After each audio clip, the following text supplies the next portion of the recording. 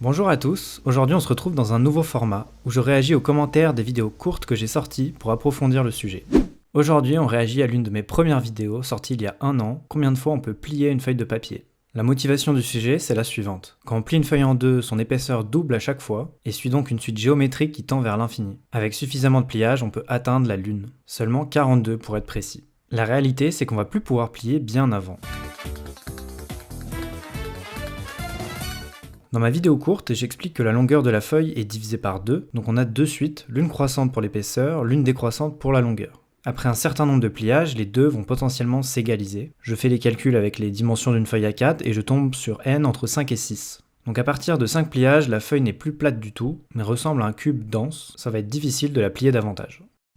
Voici vos commentaires à cette vidéo. Vous avez remarqué que dans ma modélisation, je plie la feuille du même côté à chaque fois, alors qu'en réalité, quand on fait cet exercice, on plie d'un côté puis de l'autre. Il se trouve que j'avais justement sorti la suite de cette vidéo avec ce modèle plus réaliste. Mais en réalité, la feuille possède deux côtés de longueur différentes. On note alors en rouge grand LN, le plus long des deux côtés. Quand on plie la feuille en deux, on voit que la plus grande et la plus petite longueur s'échangent. Le premier côté a bien été divisé par 2, mais le nouveau côté rouge est égal à la longueur du plus petit côté d'avant. On a donc un système de deux équations sur les longueurs qui dépendent l'une de l'autre. Bon, après je résolvais ce système de suite du second ordre et c'était un peu plus technique. Mais dans l'idée, on fait pareil, on cherche à nouveau n à partir duquel les deux suites se croisent. Là, j'ai la flemme, donc on va plutôt les simuler sur Python. On constate que la longueur et l'épaisseur sont égales à n égale 7,8. On a donc un nombre max de pliage de 7.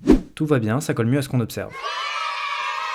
On a en fait mis en avant 2 points importants en science. Tout d'abord, la spécification du problème. Dans ma première vidéo, sans le dire, j'ai résolu implicitement un problème bien plus précis que juste le nombre de pliages d'une feuille. J'ai plutôt répondu à la question, quand est-ce que la valeur de l'épaisseur et de la longueur s'égalise quand je plie une feuille toujours du même côté? Ça, c'est un problème mathématique bien défini, dont la solution ne peut pas être fausse, simplement elle correspond à un modèle de la réalité. Dans notre cas, ce premier modèle est très simpliste. En fait, il faut toujours avoir conscience du problème que l'on modélise et de ses limites. S'ensuit alors la méthode de raffinement du modèle pour essayer de tendre davantage vers le problème réel qu'on essaye de résoudre. Et là aussi, il faut bien comprendre qu'un modèle ne sera toujours qu'une approximation de la réalité. Ce qui est cool une fois qu'on a résolu le problème par le calcul ou la simulation, c'est qu'on peut s'amuser à faire des prédictions en jouant sur les paramètres du modèle. Par exemple, le nombre de pliages maximal en fonction de l'épaisseur de la feuille. Ou bien, si on oublie cette contrainte, le nombre de pliages pour atteindre la Lune en fonction des dimensions initiales.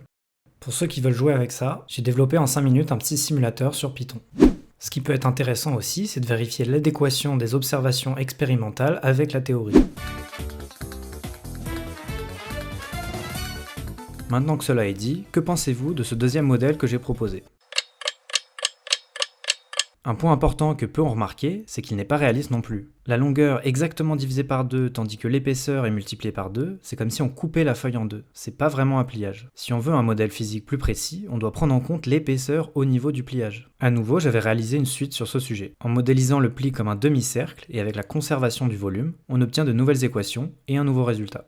Et là, à nouveau, on pourrait raffiner le modèle. Tout d'abord, l'hypothèse du pliage circulaire. Pourquoi? Le fait que le volume reste constant, c'est supposer que la densité de la feuille reste constante. Mais en réalité, elle se déforme. En fait, on en revient à la toute première hypothèse que j'ai faite, celle de dire qu'on ne peut plus plier quand l'épaisseur égalise la longueur. Là, on sort du domaine de la géométrie. Pour la justifier, il faut étudier le problème physique. Dans ma dernière vidéo sur ce sujet, j'avais proposé une illustration simplifiée des forces en jeu lors du pliage. Avec une analogie à un ressort qu'on étire, on a un équilibre qui dépend notamment de la résistance du matériau et du moment à appliquer pour compenser. Pour du papier, quand l'épaisseur égalise la longueur, le moment qu'il faut exercer au niveau du pli est trop grand vis-à-vis de notre force de serrage maximale. Mais bon, pour avoir un ordre de grandeur précis du moment où ça bloque, faut se tourner vers la mécanique du solide, pour étudier la déformation du matériau. Là, faudra demander aux ingénieurs spécialisés. Pour les plus curieux, allez jeter un œil à la théorie des poutres, c'est assez marrant. Ce qui est sûr, c'est que même avec une machine avec une force infinie, le matériau finira par se détruire, car il va subir trop de torsion et de compression. On sort de son domaine d'élasticité.